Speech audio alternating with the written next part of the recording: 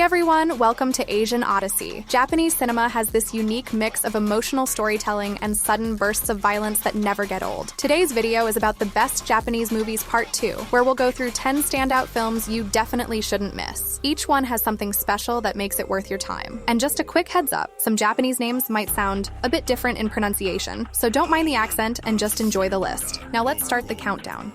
The number 10 is Hell Dogs, a 2022 action thriller directed by Masato Harada. The story follows a former cop who lost everything after a failed case. He goes undercover inside a violent syndicate to hunt down the people responsible. He teams up with a wild, unpredictable gang member, and their partnership becomes the film's backbone. Dangerous, unstable, but strangely loyal. From there, everything starts to spiral in classic Yakuza fashion.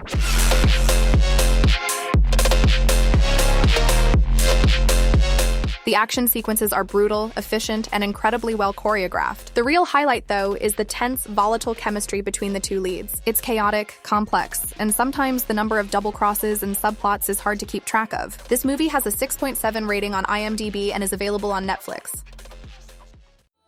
At number 9, we've got Cloud, a 2024 psychological thriller from Kiyoshi Kurosawa. The story centers on a factory worker who starts an online reselling business, flipping everything from medical devices to figurines. He quits his day job and moves out of the city, bringing his girlfriend and a young assistant into the mix. But his success comes with consequences.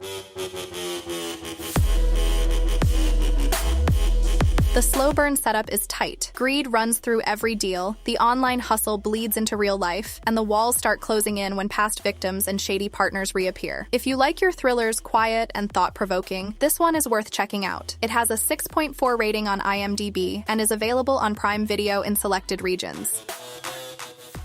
At number 8, we've got Killers, a 2014 Japanese-Indonesian thriller directed by Kimo Stambol and Timo Tjahjanto. The story follows Nomura, a charming young executive in Tokyo who secretly films and uploads his murders online. Meanwhile, in Jakarta, a struggling journalist named Bayu hits rock bottom after exposing corruption. When he sees Nomura's videos, he's drawn into a dark path of his own. The two men form a twisted connection over the internet, which takes a dark turn neither of them expected.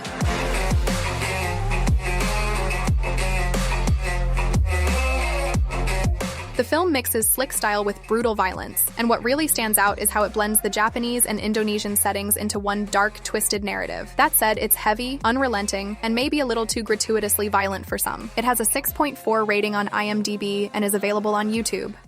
The number 7 is The Outsider, a 2018 Japanese-American crime thriller directed by Martin Zandvliet. The story is set in 1954 Osaka, where Nick Lowell, a former U.S. Marine, ends up in a Japanese prison as the only non-Japanese inmate. He saves a Yakuza named Kiyoshi from being hanged, and Kiyoshi's clan arranges for his release. Once free, Nick is pulled into the Yakuza world, learning the rules, navigating shifting loyalties, and trying to survive in a society he barely understands. The film keeps a steady tension throughout, balancing action with the slow build of Nick adapting to this dangerous underworld. It does feel very much like a Western perspective on a Japanese world, but the setting and fights still keep it engaging. It has a 6.3 rating on IMDb and is available on Netflix. The number 6 is Blade of the Immortal, a 2017 Japanese action drama directed by Takashi Miike. The story follows a skilled samurai who is cursed with immortality after surviving countless battles. Burdened by guilt over past killings, he agrees to protect a young girl whose family was murdered by a ruthless master swordsman. He helps her seek revenge while also trying to kill 1,000 evil men to finally break his curse.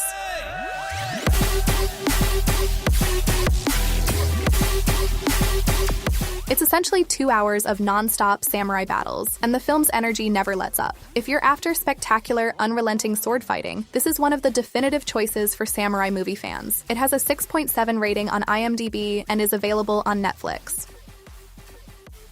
At number 5, we have The Fable, a 2019 action comedy directed by Kaneguchi. The story follows Fable, a legendary hitman known for never failing a mission. His boss orders him to take a year-long sabbatical and live in Osaka as an ordinary civilian, with one simple yet impossible rule: he is absolutely forbidden to kill anyone. However, staying low becomes more and more difficult for him, as he keeps getting pulled into trouble despite his best efforts.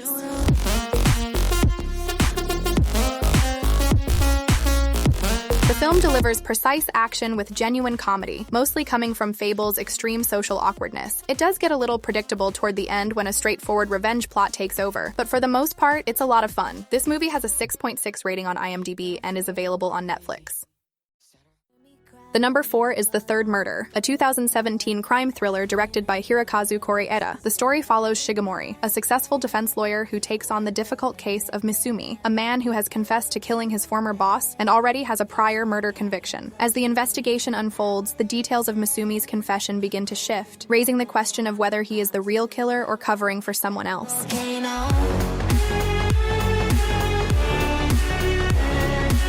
The film is slow and deliberate, focusing on dialogue, investigation, and the moral complexities of justice. It's not an action-packed thriller, but the tension comes from the characters and the unsettling uncertainty of who is really in the right. The Third Murder has a 6.7 rating on IMDb. You can buy or rent it on YouTube.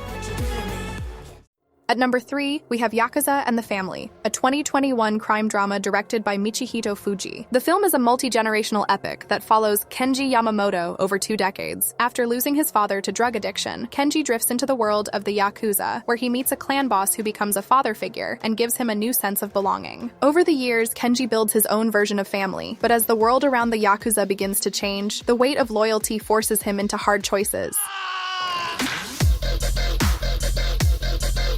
This is probably the most emotional Yakuza movie I've seen in recent years. It's slower than most crime films, but that's what makes it powerful. It focuses on people, loyalty, and the quiet tragedy of a life built on violence. This movie has a 7.1 rating on IMDb and is available on Netflix.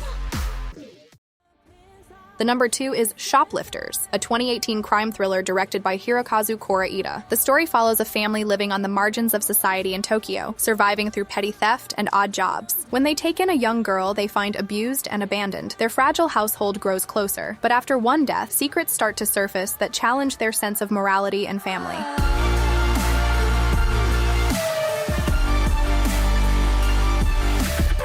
This movie is a masterpiece, plain and simple. The performances are incredibly nuanced, especially from the mother and grandmother. If you haven't seen it yet, you absolutely need to. It has a 7.9 rating on IMDb and is available to rent and buy on YouTube for watch.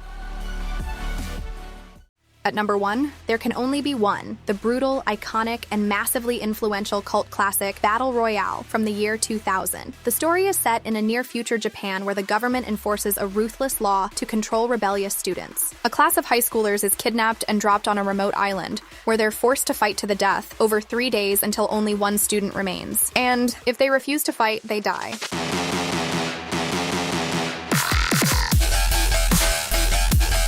It's violent, shocking, and way ahead of its time, a film that inspired countless others like The Hunger Games and Alice in Borderland. While the cinematography might feel a little dated now, its impact is timeless. Battle Royale has a 7.6 rating on IMDb and is available on Netflix in selected regions, but you can also watch it on YouTube.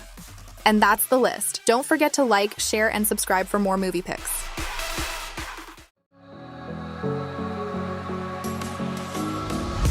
It was not